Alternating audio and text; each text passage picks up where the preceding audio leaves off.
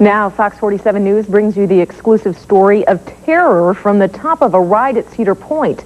A couple from Holt came face to face with a tornado while trapped high in the air.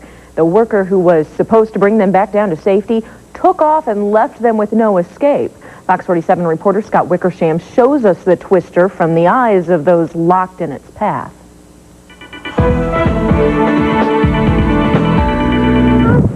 Yeah, we better get out of here. And I'm looking out and I see what looks like a water fountain out on the water. And then all of a sudden I'm seeing things flying and it's just going crazy. And you can see the tail as it comes down and hitting the water.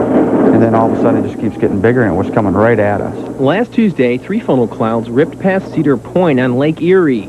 Definitely an eerie sight from the ground, but how about 240 feet up? Scott Powers and his wife were at the park all afternoon, and they wanted to hit the new ride Power Tower before the rain. Oh my God! But at the top, they came face to face with a tornado. So the 240-foot drop was, well, let's just say a letdown.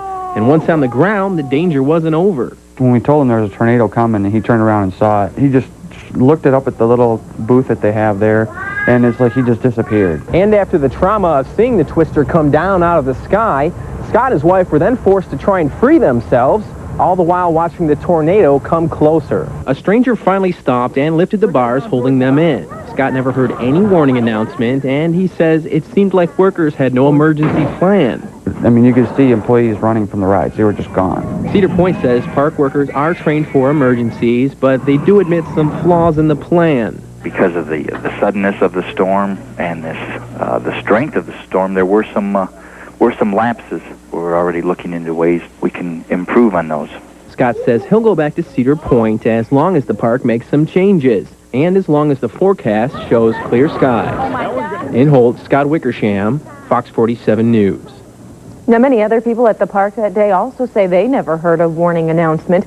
Cedar Point says it did make one, and it's now considering putting up warning sirens.